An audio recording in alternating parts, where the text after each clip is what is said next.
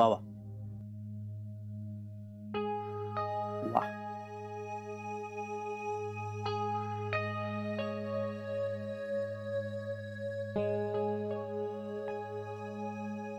बायको, काय fantastic collection आहे सीडी मध्ये. माइंड ब्लोईंग गाणी आहेत.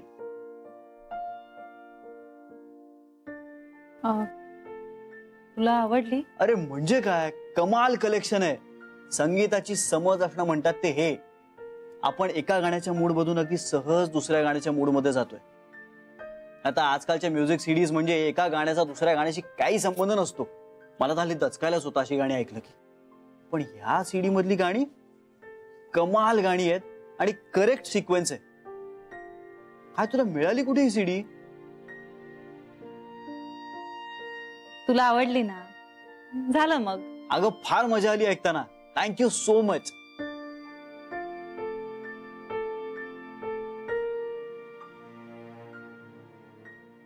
जान्हवी, काय झालं? कुठे काय?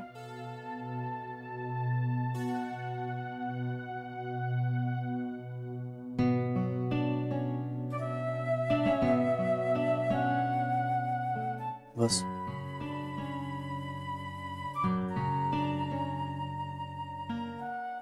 तब्येत बरी नाहीये का तुझी? मग कोणी काही बोललंय का? नाही रे. मग गीताचं काही? नाही नाही, काहीच नाही. बरं, तिचा काहीतरी प्रॉब्लेम झाला होता, तो मिटला का ग? हो, म्हणजे चालू आहे काहीतरी. ए बरं श्री, ही सीडी आई आजींसाठी आहे, म्हणजे त्यांना देऊया आपण. ओ हो का? हो अर्थात, हरकत नाही. पण एक 5 मिनिटांनी प्लीज. ओके.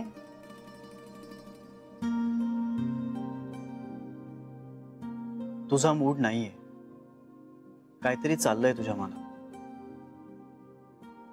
श्री, तुला कधी आई आजींच्या कठोर वागण्याचा त्रास झालाय?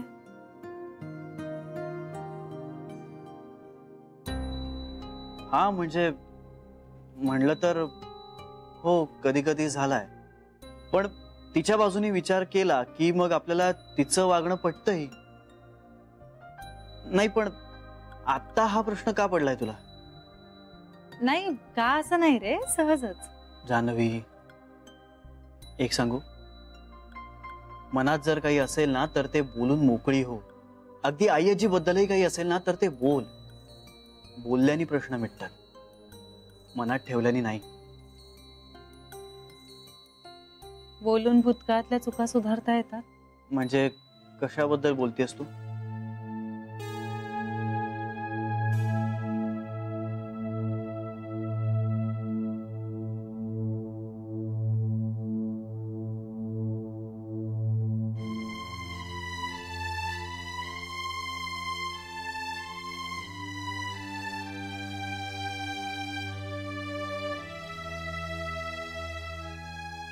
ही सीडी दे आई आजीला आत्ताच.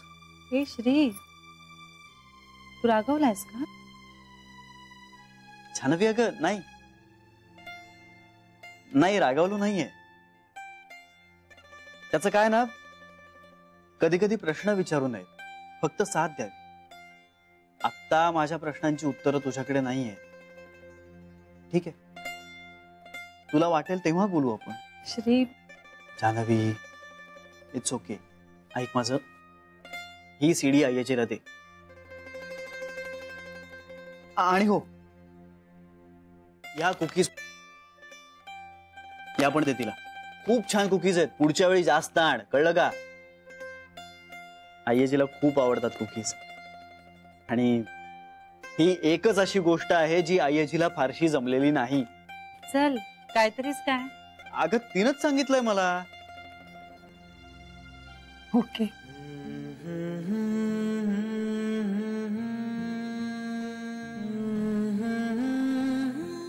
आणि लवकर ये.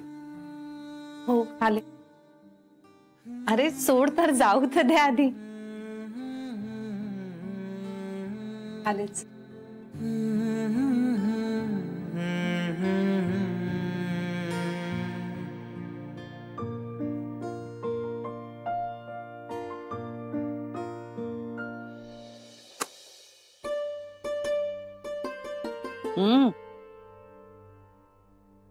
छान जमलेत कुकीज. असे छान भाजल्या गेलेत ना, त्यामुळे असं खमंग वास सुटलाय. खुसखुशीत पण झाल्यात ना छान. श्री म्हणालाच तुम्हाला हे कुकीज आवडतील. तुला सांगते, कुकीज ही एकच गोष्ट अशी आहे जी मला काही फारशी जमली नाही. हेही म्हणाला श्री. जमत नाही म्हणाला काजल. पण खरंच मला कधीच जमल्या नाही. एकतर ह्या गोष्टी सहजासहजी केल्या जायच्या नाहीत, त्यामुळे माहितीही नव्हती. पण लक्ष्मीकांतला छान जमायच्या कुकीज. त्यांनी कुठून कुठून माहिती काढली होती कशा बनवायच्या त्या. मला शिकवायचाही प्रयत्न केला त्याने, पण नाही जमल्या. सीडी लागली.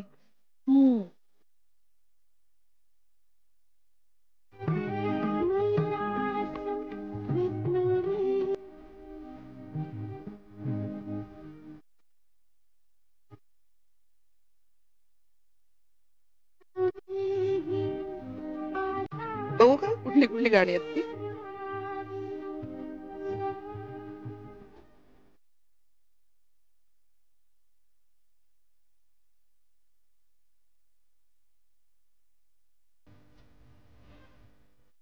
तेव्हा सगळी माझ्या आवडीची आहेत.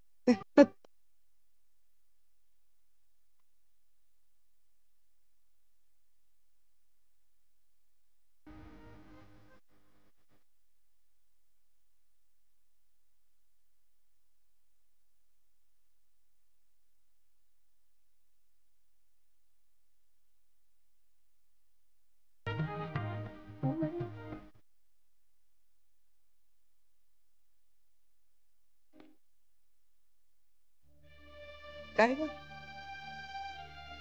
काय झालं? याची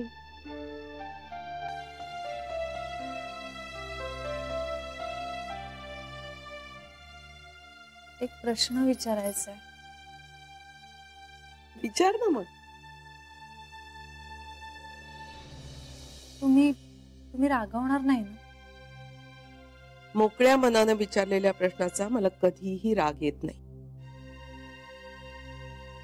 विचार. मी या घरात आल्यापासून खूप गोष्टी माझ्या कानावर आल्यात. काही चांगल्या, काही वाईट, काही पटल्या, आवडल्या, काही नाही पटल्या.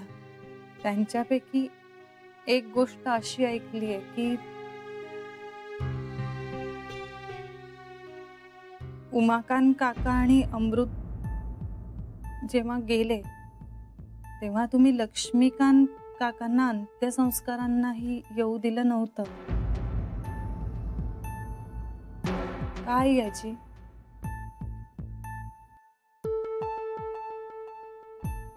आय एम सॉरी आई आजी, फक्त मनात आला हा प्रश्न. मला माहितीये मला विचारण्याचा कुठलाही अधिकार नाही. नाही, तू आता या घरचीच आहेस आणि भूतकाळाबद्दल विचारून भविष्यकाळ ठरवण्याचा तुला पूर्ण अधिकार आहे. तुला हे कुणी सांगितलं याचा अंदाज आहे मला. शरयूनं कायमचा याबद्दल राग धरलाय माझ्यावर. पण म्हणजे हे खरं आहे का? जान्हवी, डोळ्याला दिसतं ते 100% खरं असतंच अशातला भाग नाही. मी लक्ष्मीकांतला घराबाहेर काढलेलं सगळ्यांना दिसलं, पण तो त्या दिवशी आला होता नशेत तर होऊन. आभाळ कोसळलं होतं घरावर. आपल्या मुलाला असं निश्चित पडलेलं समोर पाहून काय वाटलं असेल मला हे काहीलच कळेल. त्यात अमृत सगळ्यांचा लाडका. दुःखानं बेड्यापिशा झालो होतो आम्ही. इंदूला सावरू का स्वतःला अशी अवस्था होती माझी. त्यावेळी कांता मला जवळ असायला हवा होता आणि तो आलाही, पण नशेत.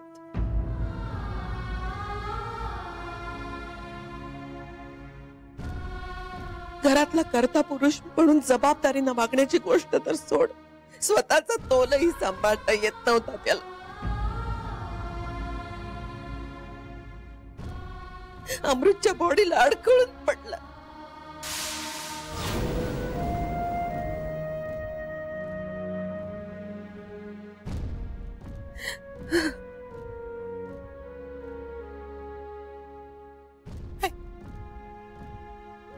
सॉरी आईची, सॉरी चुकले. आईची नका ना रडू. काही प्रसंग, काही भावना कधीच बोथट होत. काळ हा सगळ्यावरचा उपाय म्हणतात, पण तोही अपुरा पडतो कधी. आजच चुकलं. मी विचारायलाच नको होतं, मी विश्वास ठेवायला हवा होता. नाही जानवी, विचारलंच आहे बरं केस. मनात ठेवलं असतंस ना तर दुरावली असतीस मला, आणि मला कारणही कळलं नसतं त्याचं. आईजी, असं होतं ना, ऐकताना आपण एकाचीच बाजू ऐकतो आणि मग त्याच्यावरच विश्वास ठेवला जातो. तसं झालं माझं. आपल्या माणसांवर विश्वास ठेवणं हे चांगलं माणूस असण्याचं लक्षण आहे.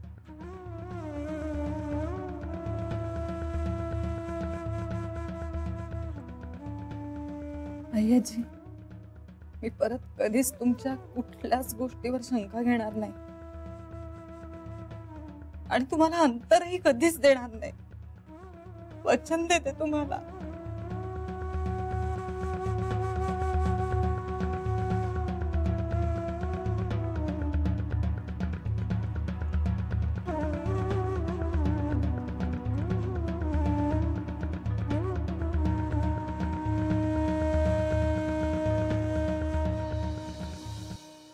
जान्हवी,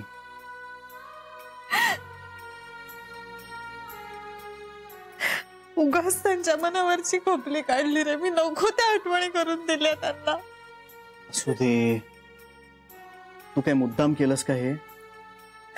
पण तू म्हणतोस तसा विश्वास दाखवणं का नाही जमत मला. इतक्या गंभीर प्रसंगी जर आईजींनी काकाला येऊ दिलं नाही तर त्याचं कारणही तितकंच गंभीर असेल. हा विचार का नाही केला मी आधी? हो, तू आता रडणं बंद कर. पुरे झालं, बस, रडायचं नाही. श्री, गहू नाही, आईजी चिडल्याही नाहीत रे माझ्यावर. त्याबद्दल आश्चर्य वाटत नाहीच आहे मला. आईजी ग्रेटच आहे अगं. जगातली 98% माणसं आपल्या सोयीनुसार आपल्या तत्वांना बदलतात, पण आईजी सारखी आयुष्यभर आपल्या तत्वांशी एकनिष्ठ राहणारी माणसं फार कमी उरली आहेत. आपण आदर केला पाहिजे त्यांचा. खरं आहे तुझं. एखादं नातं कुठे, कसं आणि किती असावं हे आईजींकडून शिकलं पाहिजे. दुर्मिळ आहेत अशी माणसं जगात. श्री, काय झालं असेल रे त्या बाईचं? समोर नातू आणि मुलगा गेलेला, दुसरा मुलगा आला तो. शी, मी काय विचारत बसले. बस बस बस बस बस बस. लढायचं नाही. जे झालं ते झालं, आता लढायचं नाही.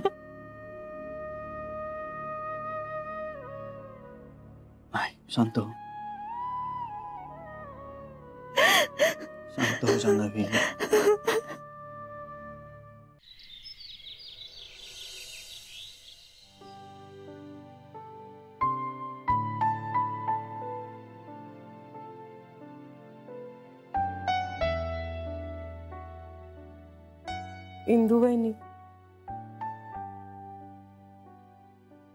इंदुवहिनी, भेंड्याची भाजी करायची आहे, तुम्ही मेथी कशाला निवडताय? शरयू, इकडे फ्रीज मधनं जरा ताक काढ आणि या पिठात घाल. वहिनी, तुम्ही माझ्यावर रागावलाय. नाही,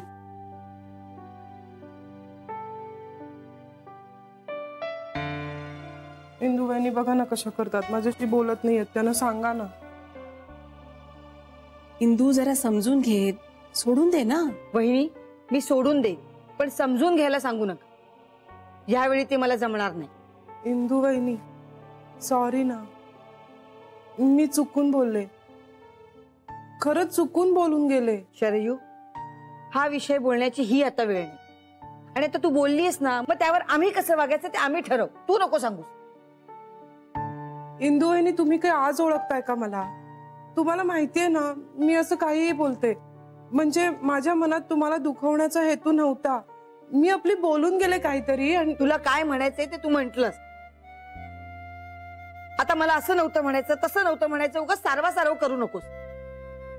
इंदू, कशाला विषय वाढवतेस? तुला नाही बोलायचं ना, नको बोलूस तू तिच्याशी. पण ती आता कुठल्या परिस्थितीतून जाते आपल्याला माहितीये ना. बहिणी, ती दुःखात आहे, मग आपण काय हत्तीवरनं साखर वाटत फिरतोय का? अगं, आम्हाला पण दुःख आहे. मी तर म्हणते की ही हिच्या नवऱ्याला बघू शकते, बोलू शकते त्याच्याशी. मी काय गमवलंय ना ते माझं मला माहितीये. तुलना कशी करते ही माझ्याशी? इंदू वहिनी, रडू नका ना. देवा शपथ, मी आता परत असं कधी नाही बोलणार.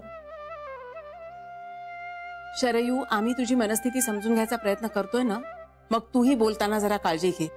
अगं, तुझ्या मनावर ताण आहे याचा अर्थ असा नाही की तू दुसऱ्याला लागेल असं बोलावंस. काय म्हणाली ती?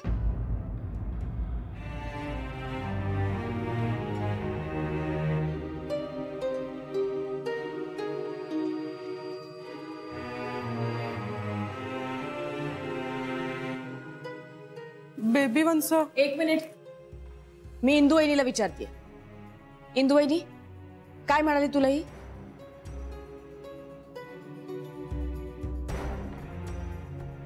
तुम्ही दोघी जणी माझ्या बेडरूम मध्ये या, मला तुमच्याशी बोलायचंय. बेबी, अगं राहू दे ना. अगं, श्रीचा नाश्ता व्हायचा अजून, नंतर बोलूया ना आपण. एक मिनिट वहिनी, श्रीचा नाश्ता शरयू बघेल. दरवेळेस शरयूलाच गरज असते असं नाही. इंदू वहिनीशी बोलायची मला गरज आहे असं मला वाटतंय. दोघींनी माझ्या रूम मध्ये या. इंदू वहिनी नको ना. इंदू वहिनी,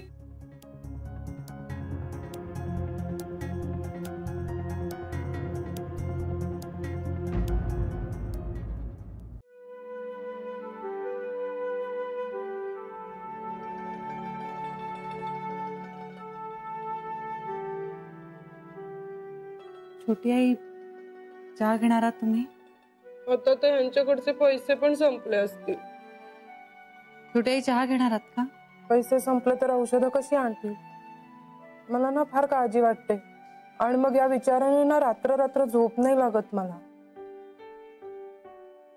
चहा घेणार आहात तुम्ही? तू तरी नीट बोल ना माझ्याशी.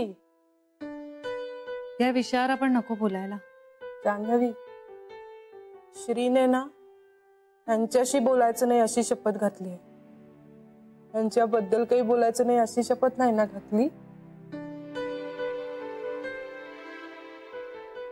छोटी आई, तुम्ही फक्त तुमच्या सोयीच्या गोष्टी लक्षात ठेवता. ते सगळं विसरते.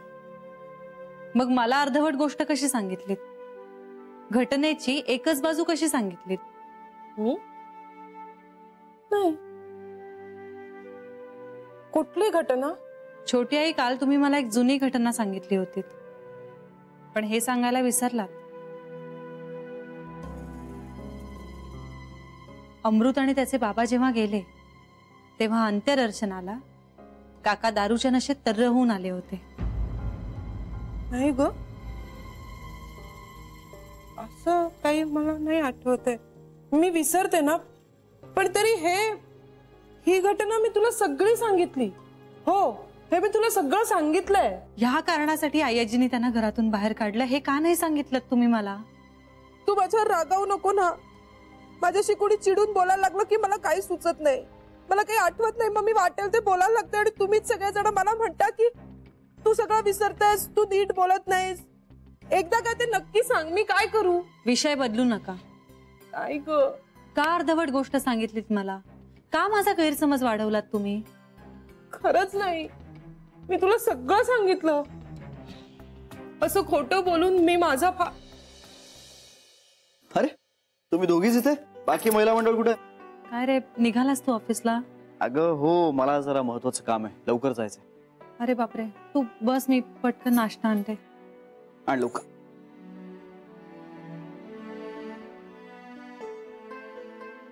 छोटी आई, काय ग, काय झालं? तू नाश्ता कर. हा, मी आले. हा? मी आले 2 मिनिटं. अगं झालंय काय?